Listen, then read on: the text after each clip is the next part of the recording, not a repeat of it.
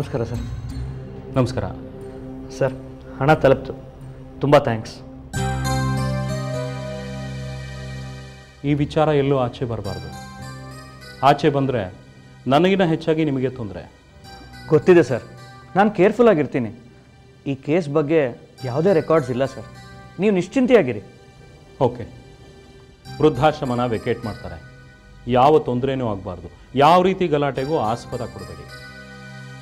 ನಾನು ಅದನ್ನೆಲ್ಲ ನೋಡ್ಕೋತೀನಿ ಸರ್, ಏನೂ ಗಲಾಟೆ ಆಗೋದಿಲ್ಲ. ಗುಡ್. ಸರಿ ಸರ್, ನಾನಿನ್ನು ಹೊರಡ್ತೀನಿ. ಹಾಂ, ನಿಮ್ಮ ಸಹಾಯ ನಮಗಿನ್ನೂ ಬೇಕಾಗ್ಬೋದು ಇನ್ಸ್ಪೆಕ್ಟ್ರೇ.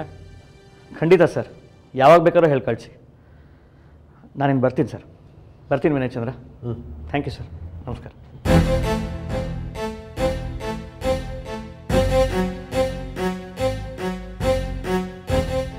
ವಿನಯ್ ಚಂದ್ರ, ರಾಮಚಂದ್ರಪ್ಪ ಅವರು ಡಾಕ್ಯುಮೆಂಟ್ಸ್ ಕೊಟ್ರಾ? ಸರ್, ಸಂಜೆನೇ ಕೊಟ್ಟು ಕಳಿಸಿದ್ದಾರೆ. ಇಲ್ಲೇ ಇದೆ ನೋಡಿ ಡಾಕ್ಯುಮೆಂಟ್. ನೀವು ನೋಡಿದಿರಿ ತಾನೆ? ಎಲ್ಲ ಸರಿಯಾಗಿದೆಯಾ? ಎಲ್ಲ ಪರ್ಫೆಕ್ಟ್ ಆಗಿದೆ ಸರ್.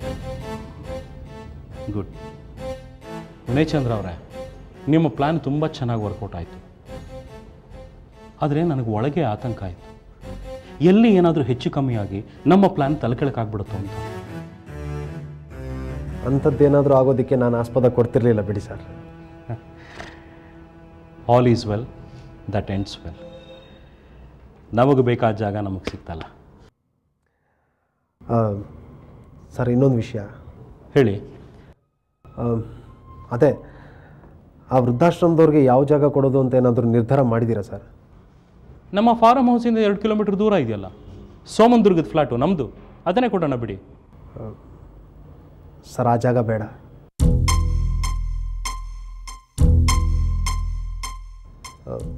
ಅದು ಸಿಟಿಯಿಂದ ತುಂಬ ದೂರ ಇದೆ. ಇದ್ದಕ್ಕಿದ್ದಾಗೆ ಆಶ್ರಮದವ್ರಿಗೆ ಮೆಡಿಕಲ್ ಫೆಸಿಲಿಟಿ ಬೇಕಾಯಿತು ಅಂದರೆ ಅವ್ರಿಗೆ ಸಿಟಿಗೆ ಬರೋದಕ್ಕೆ ತುಂಬ ತೊಂದರೆ ಆಗುತ್ತೆ.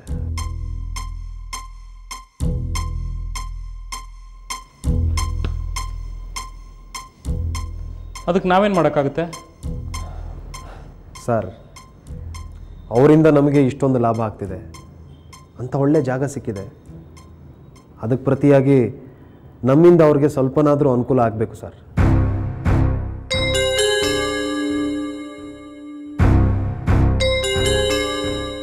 ಆಯಿತು, ಅದ್ರ ಬಗ್ಗೆ ಬಾದರ್ ಮಾಡಿಕೊಂಡು ತಲೆ ಕೆಡಿಸ್ಕೊಳಕ್ಕಾಗಲ್ಲ ನಾನು. ಅದೇನು ವ್ಯವಸ್ಥೆ ಬೇಕೋ ನೀವೇ ಮಾಡಿ, ಹಣ ನಾನು ಕೊಡ್ತೀನಿ. ಆಯಿತು ಸರ್, ಥ್ಯಾಂಕ್ ಯು.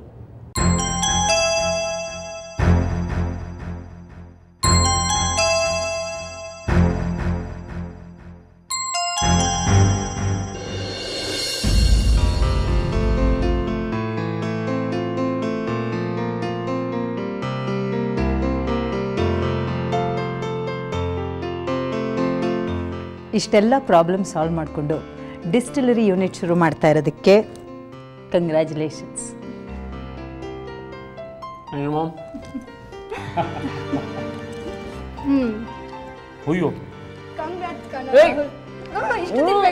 ಜಾಸ್ತಿ ಸ್ವೀಟ್ ತಿನ್ನಿಸ್ಬೇಡ ಕಣೆ ವರ್ಷ.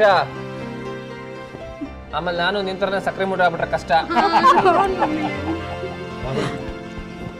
Congratulations. Thank you Vinay Chandra, thank you very much. Problems ಎಲ್ಲ ಸಾಲ್ವ್ ಆಗಿದ್ದಕ್ಕೆ ಕ್ರೆಡಿಟ್ಸ್ ಪೂರ್ತಿ ನಿಮಗೆ ಸೇರಬೇಕು. ಏನು, ಈ ಪ್ರಾಬ್ಲಮ್ಸ್ ಎಲ್ಲ ಸಾಲ್ವ್ ಆಗೋದಕ್ಕೆ ವಿನಯ್ ಚಂದ್ರ ಕಾರಣನಾ? ಅದು ಹೇಗೆ? ಅದು ನಮ್ಮ ಫ್ಯಾಕ್ಟ್ರಿ ಶುರು ಮಾಡೋದಕ್ಕೆ ಆ ಓಲ್ಡ್ ಏಜ್ ಹೋಮರ್ ಒಪ್ಪಿರ್ಲಿಲ್ವಲ್ಲ, ವಿನಯ್ ಚಂದ್ರ ಅವರು ಅವ್ರ ಹತ್ರ ಮಾತಾಡಿ ಕನ್ವಿನ್ಸ್ ಮಾಡಿದರು. ಅದಕ್ಕೆ ಹಾಗೆ ಹೇಳಿದೆ. ಓಹ್, ಹಾಗಾದರೆ ನನ್ನ ಕಡೆಯಿಂದ ವಿನಯ್ ಚಂದ್ರ ಅವ್ರಿಗೆ ಥ್ಯಾಂಕ್ಸ್. ರಾಮು, ತೊಗೊಂಡು ಬಾ, ಕೂತ್ಕೊಳ್ಳಿ ಎಲ್ಲ. ವಿನಯ್ ಚಂದ್ರ, ಡ್ರಿಂಕ್ಸ್ ತಗೋತಿರಲ್ವಾ? ಇಲ್ಲ ಸರ್, ಬೇಡ. ಸುಳ್ಳು ಹೇಳಿಬಿಡ್ರಿ ವಿನಯ್ ಚಂದ್ರ, ನಾವಿದೀವಿ ಅನ್ನೋ ಸಂಕೋಚಕ್ಕೋಸ್ಕರ ಹಾಗೆ ಹೇಳ್ತಾ ಇದ್ದೀರಾ? ಸುಳ್ಳು ಯಾಕೆ ಹೇಳಿ ರಾಹುಲ್, ನನಗೆ ನಿಜವಾಗ್ಲೂ ಅಭ್ಯಾಸ ಇಲ್ಲ. ಹೋಗಲಿ ಬಿಡಿ, ಫೋರ್ಸ್ ಮಾಡಲ್ಲ ನಾನು. ಸರ್, ನಾನಿನ್ನು ಬರಲಾ? ಅರೆ, ಯಾಕ್ರಿ ಇಷ್ಟು ಅವಸರ ವಿನಯ್ ಚಂದ್ರ? ಸಾಫ್ಟ್ ಡ್ರಿಂಕ್ಸ್ ಯಾರ ತಗೊಳ್ಳಿ. ಇಲ್ಲ ಸರ್, ಮನೇಲಿ ಹೆಂಡತಿ ಕಾಯ್ತಿರ್ತಾಳೆ, ಹೋಗಬೇಕು. ಅಯ್ಯೋ, ಇವತ್ತೊಂದಿನ ತಗೊಳ್ರಿ. ಹೋಗಲಿ ಬಿಡು ವರ್ಷ, ಅವ್ರ ಹೆಂಡತಿ ಕ್ಯಾರಿಂಗು ಒಬ್ಬರೇ ಇರ್ತಾರೆ.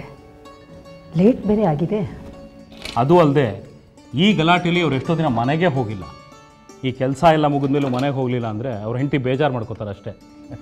ಅಲ್ವೇನ್ರಿ ವಿನಯ್ ಚಂದ್ರ? ವಿನಯ್ ಚಂದ್ರ, ನೀವು ಈ ತಿಂಗಳು ನಿಮ್ಮ ಚೆಕ್ ತೊಗೊಂಡ್ರಾ? ಸಂಬಳದ ಚೆಕ್ಕ ಸರ್? ಹಾಂ. ಇಲ್ಲ ಸರ್, ಇನ್ನೂ ತೊಗೊಂಡಿಲ್ಲ. ಇದೇನ್ರಿ ಹೀಗೆ ಮಾಡ್ತೀರಾ? ಇದು 2ನೇ ಸರಿ ನೀವು ಹೀಗೆ ಮಾಡ್ತಾ ಇರೋದು. ರಾಮು, ಕೃಷ್ಣಿಂಗೆ ಹೇಳಿ ವಿನಯ್ ಚಂದ್ರನ್ ಚೆಕ್ ಇಸ್ಕೊಂಬಪ್ಪ. ಅಲ್ಲ, ನಾವಂತೂ ಕೆಲಸದ ಒತ್ತಡದಲ್ಲಿ ಮರ್ತು ಹೋಗ್ತೀವಪ್ಪ, ನೀವೇ ಕೇಳಿ ತೊಗೊಳೋದಲ್ವಾ? ಇರಲಿ ಬಿಡಿ ಸರ್.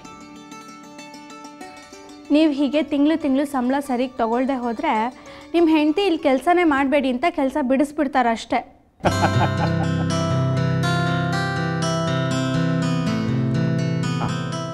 ತಗೊಳ್ಳಿ ವಿನಯ್ ಚಂದ್ರ. ಸರ್, ಇದರಲ್ಲಿ ನೀವು ಜಾಸ್ತಿ ಅಮೌಂಟ್ ಹಾಕ್ಬಿಟ್ಟಿದ್ದೀರಾ, ಎಲ್ಲೋ ತಪ್ಪಾಗಿದೆಯೋ ಏನೋ? ಅಬ್ಬಾ ರೀ ವಿನಯ್ ಚಂದ್ರ, ನೀವಿಷ್ಟೊಂದು ಸಭ್ಯರಾಗಿದ್ದರೆ ಕಷ್ಟ ರೀ. ಡ್ಯಾಡು ತಪ್ಪಾಗಿ ಬರೆದಿಲ್ಲ, ಸರಿಯಾಗೇ ಬರೆದಿದ್ದಾರೆ. ನೀವು ತುಂಬ ಕಷ್ಟಪಟ್ರಲ್ವಾ, ಅದಕ್ಕೆ ಸ್ವಲ್ಪ ಜಾಸ್ತಿ ದುಡ್ಡು ಕೊಟ್ಟಿದ್ದಾರೆ ಅಷ್ಟೇ. ಆದರೂ ಇಷ್ಟೊಂದು ಅಮೌಂಟು. ಇಟ್ಕೊಳ್ಳಿ ವಿನಯ್ ಚಂದ್ರ, ನಿಮಗೂ ಖರ್ಚುಗಳಿರುತ್ತೆ. Thank you madam. Thank you sir. ನಾನು ಬರ್ತೀನಿ. See you all.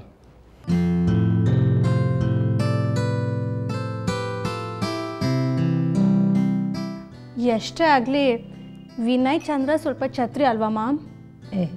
ಯಾಕೆ ಪಾಪ? ಇನ್ನೇನು ಮಾಮ್, ಅವನಿಗೂ ಚೆನ್ನಾಗಿ ಗೊತ್ತು ಅವ್ನ ಸಂಬಳದ ಜೊತೆಗೆ ಡ್ಯಾಡಿ ಕಮಿಷನ್ ಅಮೌಂಟ್ ಸೇರಿಸ್ಕೊಟ್ಟಿದ್ದಾರೆ ಅಂತ. ಆದರೂ ಅಮಾಯಕಂತರ ನಾಟಕ ಆಡ್ತಾನೆ. ಅಯ್ಯೋ ಸರ್, ನೀವು ಅಮೌಂಟ್ನ ತಪ್ಪಾಗಿ ಬರೆದ್ಬಿಟ್ಟಿದ್ದೀರಾ ಅಂತ. ವರ್ಷ, ಆ ವಿಷಯ ನಮಗೂ ಗೊತ್ತು. ನಮಗೆ ಇಂಥವರೇ ಬೇಕಾಗಿರೋದು. ಇಲ್ಲದೇ ಇದ್ದರೆ ಈ ಕಾಂಪಿಟೇಟಿವ್ ವರ್ಲ್ಡ್ನಲ್ಲಿ ನಾವು ಸರ್ವೈವ್ ಆಗೋದೇ ಸಾಧ್ಯ ಆಗಲ್ಲ.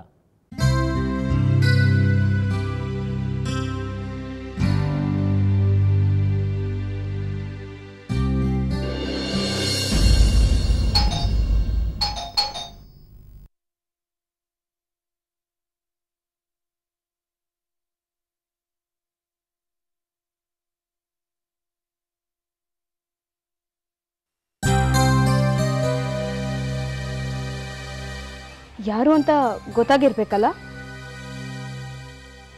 ಹಾಂ, ಸಂಯುಕ್ತ. ಒಳಗೆ ಬರ್ಬೋದಾ? ಬನ್ನಿ.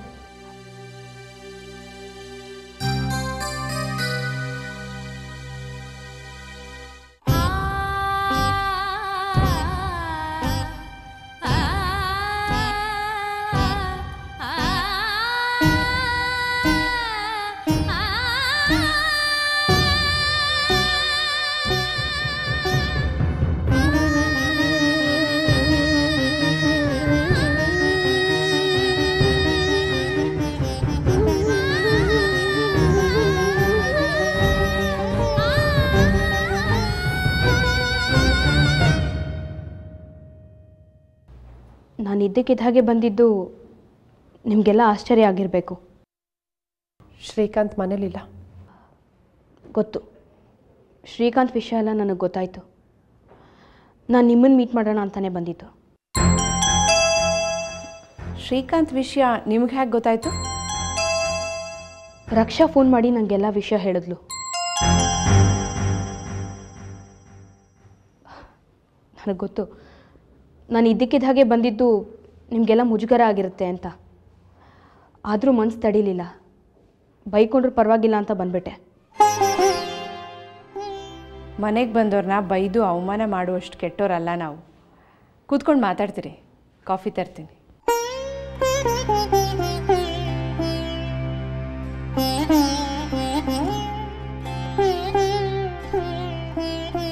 ನೀ ಹೀಗೆ ನಿಂತಿದ್ರೆ ನಂಗೆ ಮಾತಾಡೋಕೆ ಕಷ್ಟ ಆಗುತ್ತೆ ವೈಜಯಂತಿ, ಪ್ಲೀಸ್.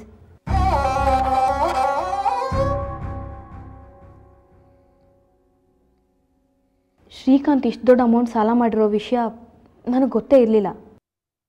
ನೀವೇ ತಾನೇ 50 ಲಕ್ಷ ರೂಪಾಯಿ ಕಾಂಪನ್ಸೇಷನ್ ಬೇಕು ಅಂತ ಹಠ ಹಿಡ್ತಿತ್ತು.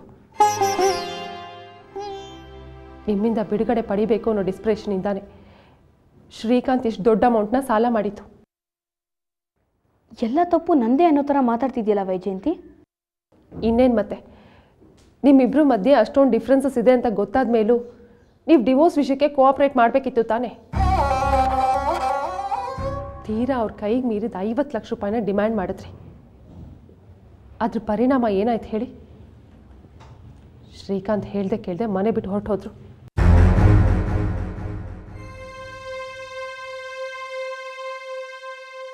ಅವ್ರು ನಿಮಗೂ ಸಿಗಲಿಲ್ಲ, ನನಗೂ ಸಿಗಲಿಲ್ಲ. ಎಲ್ಲಿಗೆ ಹೋದ್ರು ಅಂತ ಯಾರಿಗೂ ಗೊತ್ತಿಲ್ಲ. ವಿಷಯ ಪೂರ್ತಿ ಗೊತ್ತಿಲ್ಲದೆ ನನ್ನನ್ನು ಯಾಕೆ ದೂಷಿಸ್ತೀಯ ವೈಜಯಂತಿ? ನನ್ನ ಶ್ರೀಕಾಂತ್ ಮಧ್ಯೆ ಬೇಕಾದಷ್ಟು ಸಲ ಮನಸ್ತಾಪಗಳಾಗಿತ್ತು. ನಾವೇ ಕಾಂಪ್ರಮೈಸ್ ಆಗ್ತಿದ್ವಿ. ಆದರೆ ನಿನ್ನನ್ನು ಮೀಟ್ ಮಾಡಿದ್ಮೇಲೆ ಶ್ರೀಕಾಂತ್ ಪೂರ್ತಿ ಬದಲಾಗಿದ್ದು. ನೀನು ಶ್ರೀಕಾಂತ್ನ ಪ್ರೀತಿಸ್ತಿದ್ಯಾ ಅಂತ ಅವನಿಗೆ ಗೊತ್ತಾದ ಮೇಲೆ ಅವನು ನನ್ನ ದೂರ ಮಾಡೋದಕ್ಕೆ ನಿರ್ಧಾರ ಮಾಡಿದ್ದು. ಈಗ ನೋಡಿದ್ರೆ ನಾನೇ ನಿನ್ನ ಜೀವನದಲ್ಲಿ ಪ್ರವೇಶ ಆಗಿ ನಿನಗೆ ತೊಂದರೆ ಕೊಡ್ತಾ ಇದ್ದೀನಿ ಅಂತ ಬ್ಲೇಮ್ ಮಾಡ್ತಾ ಇದೆಯಾ?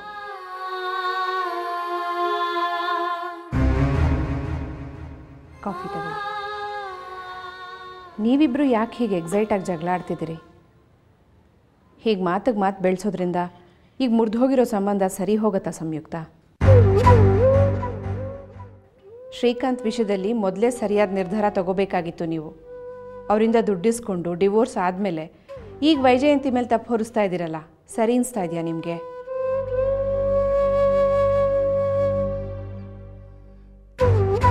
ವೈಜಯಂತಿ ತನ್ನ ಮಗುಗೆ ತಾಯಿ ಆಗ್ತಾ ಇದ್ದಾಳೆ ಅಂತ ಗೊತ್ತಿದ್ರು ಇಂಥ ಪರಿಸ್ಥಿತಿಲಿ ಅವಳನ್ನು ಬಿಟ್ಟು ಹೋಗಿದಾರಲ್ಲ. ಶ್ರೀಕಾಂತ್ ಏನು ತಪ್ಪೇ ಇಲ್ವಾ ಇದರಲ್ಲಿ?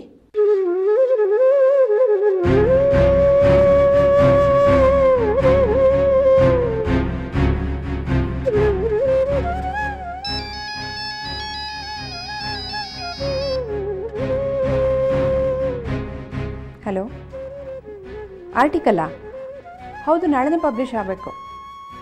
ಓ ಹೌದಾ, ಚೆಕ್ ಮಾಡ್ತೀನಿ ಒಂದು ನಿಮಿಷ. ಎಕ್ಸ್ಕ್ಯೂಸ್ ಮೀ, ಒಂದು ನಿಮಿಷ.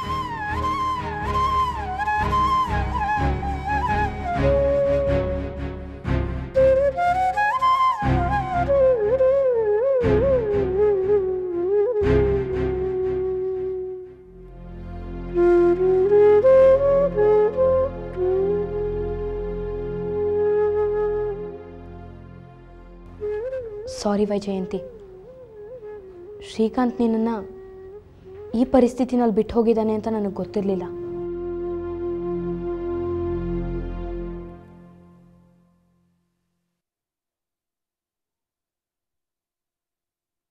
ನಿಮ್ಮನ್ನು ಒಂದು ಮಾತು ಕೇಳಲಾ? ಕೇಳು. ನಾನು ನಿಮ್ಮಿಬ್ಬರು ಮಧ್ಯೆ ಬರದೇ ಇದ್ದಿದ್ರೆ ನೀವು ಶ್ರೀಕಾಂತ್ ಹತ್ರ ನಿಜವಾಗ್ಲೂ ಕಾಂಪ್ರಮೈಸ್ ಆಗ್ತಿದ್ರಾ? ಕಾಂಪ್ರಮೈಸ್ ಆಗೋದಕ್ಕೆ ಲಿಮಿಟೇಷನ್ಸ್ ಇರುತ್ತೆ ವೈಜಯಂತಿ. ಹಣದ ವಿಷಯದಲ್ಲಿ ಕಾಂಪ್ರಮೈಸ್ ಆಗ್ಬೋದಿತ್ತು, ಅಪಿಯರೆನ್ಸ್ ವಿಷಯದಲ್ಲಿ ಕಾಂಪ್ರಮೈಸ್ ಆಗ್ಬೋದಿತ್ತು, ಹೋಗಲಿ ಎಜುಕೇಷನ್ ವಿಷಯದಲ್ಲೂ ಕಾಂಪ್ರಮೈಸ್ ಆಗ್ಬೋದಿತ್ತು. ಆದರೆ ಸ್ವಭಾವದಲ್ಲಿ ಮಾತ್ರ ಶ್ರೀಕಾಂತ್ ಜೊತೆ ಕಾಂಪ್ರಮೈಸ್ ಆಗೋದು ತುಂಬಾ ಕಷ್ಟ ಆಗ್ತಿತ್ತು.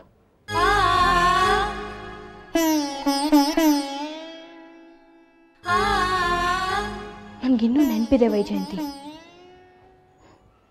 ಮದುವೆ ಆದ ಹೊಸದ್ರಲ್ಲಿ ಬಾಂಬೆನಲ್ಲಿ ನಾವು ಒಂದು ಅಪಾರ್ಟ್ಮೆಂಟ್ಸಲ್ಲಿದ್ವಿ. ಅಪಾರ್ಟ್ಮೆಂಟ್ಸ್ ಬಾಲ್ಕನಿಯಿಂದ ನಾನು ಕಾಲು ಜಾರಿ ಬಿದ್ದುಬಿಟ್ಟೆ. ಡೌರಿ ಹರಾಸ್ಮೆಂಟಿಂದ ನಾನು ಆತ್ಮಹತ್ಯೆಗೆ ಪ್ರಯತ್ನ ಮಾಡಿದ್ದೀನಿ ಅಂತ ಪೊಲೀಸ್ನವರು ಎಂಕ್ವೈರಿ ಮಾಡೋದಕ್ಕೆ ಬಂದರು. ಆಗ ಶ್ರೀಕಾಂತು 1 ತಿಂಗಳು ಮನೆ ಬಿಟ್ಟು ಹೊರಟೋಗಿದ್ದ. ನಾನು ಕಾಲು ಜಾರಿ ಬಿದ್ದಿದ್ದು ಯಾಕೆ ಗೊತ್ತಾ? ಆಗ್ತಾನೆ ನನಗೂ ಶ್ರೀಕಾಂತ್ಗೂ ದೊಡ್ಡ ಜಗಳ ಆಗಿತ್ತು. ನಾನು ತುಂಬ ಡಿಸ್ಟರ್ಬ್ ಆಗಿದ್ದೆ. ನನ್ನ ಮುಂದೆ ಮೆಟ್ಲಿರೋದು ನನಗೆ ಗೊತ್ತಾಗಿಲ್ಲ. ಆದರೆ ಪೊಲೀಸ್ನವ್ರು ಎಂಕ್ವೈರಿ ಮಾಡಿದಾಗ ನಾನು ಆಕ್ಸಿಡೆಂಟಲಾಗಿ ಕಾಲು ಜಾರಿ ಬಿದ್ದಿದ್ದು ಅಂತಾನೆ ಹೇಳಿದೆ.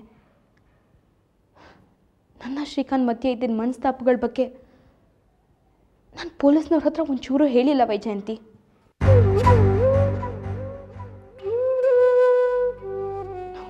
ಬೇಜಾರಾಗಿದ್ದು ಶ್ರೀಕಾಂತ್ ನಡವಳಿಕೆ. ನಾನು ಕಾಲು ಮುರ್ಕೊಂಡು ನೋವು ಅನುಭವಿಸ್ತಾ ಇದ್ರೆ ನನ್ನ ಹತ್ರ ಇದ್ದು ಸಪೋರ್ಟ್ ಮಾಡೋದ್ರ ಬದಲು ತಲೆ ಮರೆಸ್ಕೊಂಡು ಓಡ್ ಹೋಗಿದ್ದ. 1 ತಿಂಗಳು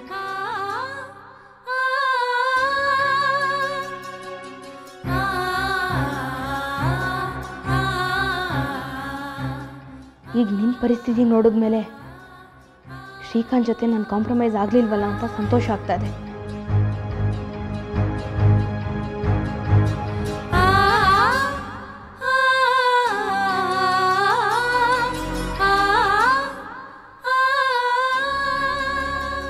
ಸಾರಿ, ನಿನಗೆ ಹರ್ಟ್ ಮಾಡಬೇಕು ಅಂತಲ್ಲ.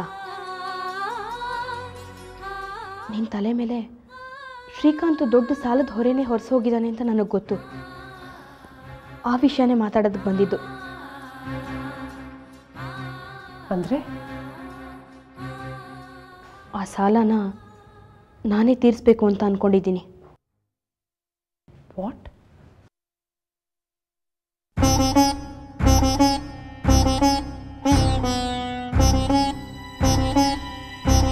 ನೀವ್ಯಾಕೆ ಸಾಲ ತೀರಿಸ್ಬೇಕು?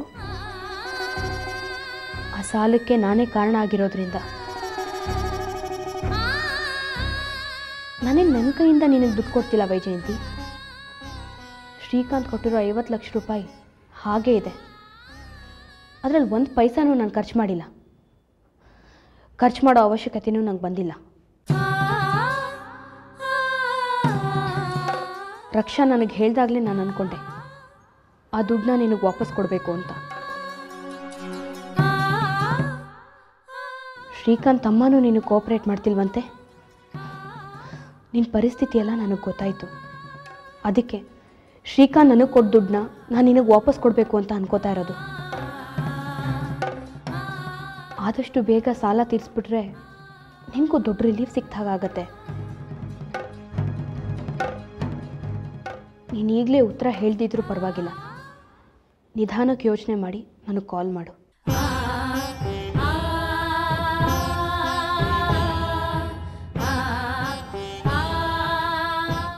ಇದು ನನ್ನ ಕಾರ್ಡು.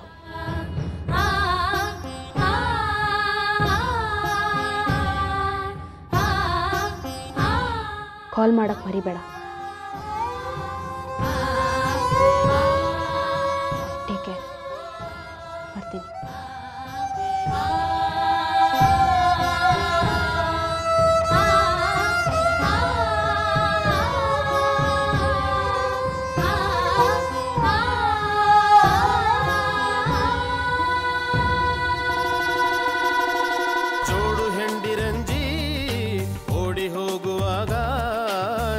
ಬಿದ್ದು ಬಯಲಾಯಿತಲ್ಲ,